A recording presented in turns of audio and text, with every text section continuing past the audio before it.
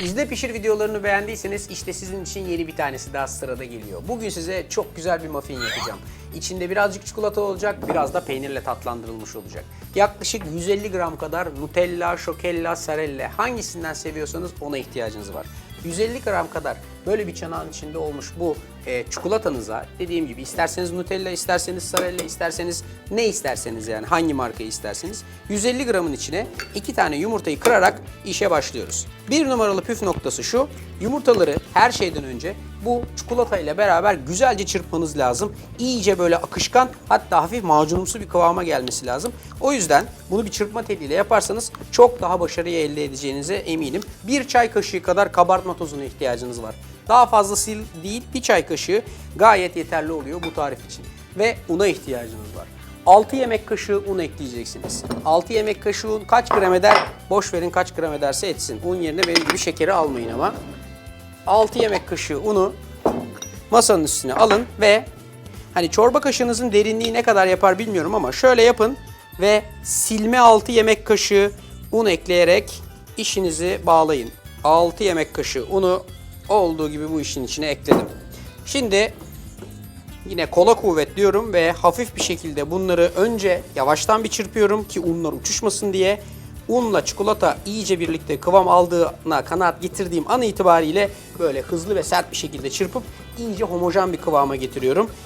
Evet, şimdi bu güzel arkadaş aynen size söylediğim gibi böyle akışkan, hafif yoğun boza kıvamlı, böyle güzel, gayet güzel, yani işin içine girme noktasına gelene kadar kenarda bekleyebilir. Diğer bir derin kaseyi alıyorum. Bunu bir parçada böyle bir peynirli bir katmanla tadlandıracağım, renklendireceğim. 250 gram kadar mascarpone peynirine ihtiyacım var. Mascarpone böyle tatlılara son derece güzel yakışıyor. İki sebepten dolayı mascarpone kullanmalısınız. Bir, yoğun kıvamından dolayı. İkincisi, nötr tadından dolayı. 250 gram kadar mascarpone aynen burada kasenin içinde. Buna az evvelki gibi bir yumurta safhasından geçireceğiz. Fakat yumurtanın sadece sarısını kullanacağız bu sefer. Beyazını kullanmayacağız. O yüzden yumurtanın sarısını beyazından şöyle pratik bir şekilde ayırıyorum ve olduğu gibi bu peynirin içine koyuyorum. Bu yapacağım opsiyonel ama isterseniz hani siz de benim damak zevkime güveniyorsanız son derece güzel olduğuna emin olabilirsiniz. Bir portakalın dış kabuğunu ince ince rendeleyerek buradaki peynirli katmanın içine katıyoruz. Tas tamam. Bu da olduğu gibi işin içine girmiş durumda. Bunları hızlı bir şekilde çırpacağız. Fakat birazcık şekere ihtiyacımız var. 3 çorba kaşığı şeker. İster silme ister tepeleme, bu birazcık sizin damak zevkinize kalmış.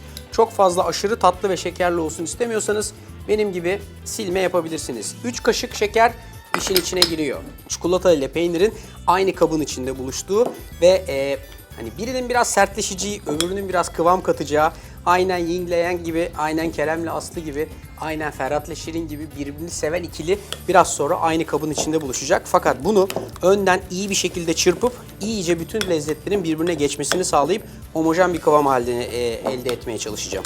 Peyniri, mascarpone peynirini iyice böyle bir sanki pastacı kreması olmuşçasına çırptık ve o kıvama kadar getirdik. Siz eğer mascarpone bulamıyorsanız normal bir labne peyniri de kullanabilirsiniz. Alın ve mümkünse bir tülbentin üzerine bırakıp fazla suyunu süzdürün. Kalan sert olan peyniri kullanın. O zaman çok daha iyi sonuç alacaksınız. Ya da süzme peynirler var. Aynen o şekilde satılıyor. Onlar da iş görür. Mascarpone'un alternatifi. Bilin ki alternatifsiz değilsiniz. Şimdi geliyoruz tatlıyı bağlamaya. Bu şekilde bir muffin kalıbınız varsa işiniz çok kolay. İçini azıcık yağlıyorsunuz sıvı yağla. Her bir muffin kalıbının içine tabanına denk gelecek şekilde ilk katman olarak çikolatalı katmandan koyuyoruz. Bütün buradaki kalıbın boşluklarını ilk alt katman olarak böyle doldurun. Evet, alt tabanı yaptık mı? Yaptık. Şu kalan parça bir parçacık kenarda sırasını beklesin. Gelelim ikinci katmana. Kaşıkla üstüne böyle olduğu gibi birer parça bu mascarpone kremasından bırakıyorum. Bunun tamamını kullanabilirsiniz burada. İyice iri iri parçalar koyun. Var olan 12 parçalık kek kalıbının içine eşit bir şekilde dağıtın. Artık işimiz biraz daha rahatladı. En son olarak da şu üstlerine kalan bütün çikolatayı mümkün olduğu kadar eşit ama böyle göz kararı kendi zevkinize uygun olacak şekilde şöyle gezdirin. Acayip güzel ve lezzetli bir tatlı olacak bu. Hem de 12 dakikada pişecek. Misafirleriniz geldiği zaman yarım saat içinde önlerine koyabileceğiniz bir tarif arıyorsanız işte doğru yerdesiniz. İzle pişir tarifleri bu yüzden var. Şimdi bunlar 175 derecelik fırına gidiyor. 170-175 derecelik fırında yaklaşık 12 dakika kadar pişiyor. 12 dakika sonunda bakın nasıl bir şey çıkacak, size göstereceğim. Şimdi bunları atıyorum. Fırından çıktıktan sonra hızlıca sönüyorlar ama hiç sorun yok. Hepsi ıslak, yumuşak ve son derece güzel kıvamındalar. Tam da böyle yumuşacık yenmeye hazırlar. Ben tam damak tadıma uygun böyle yumuşacık ve nefis bir şekilde hazırlanmış muffinler görüyorum burada. Bunları istediğiniz gibi böyle bir tabağa servis yapabilirsiniz.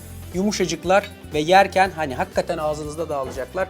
Son derece lezzetliler ve kıvamları tam yerinde. Biraz daha pişirirseniz sertleşebilirler ama siz eğer sert olmalarını istemiyorsanız, böyle yumuşak kıvamlı olsunlar istiyorsanız bakın ne kadar güzel, yumuşak, hafif dağılan bir kıvamları var.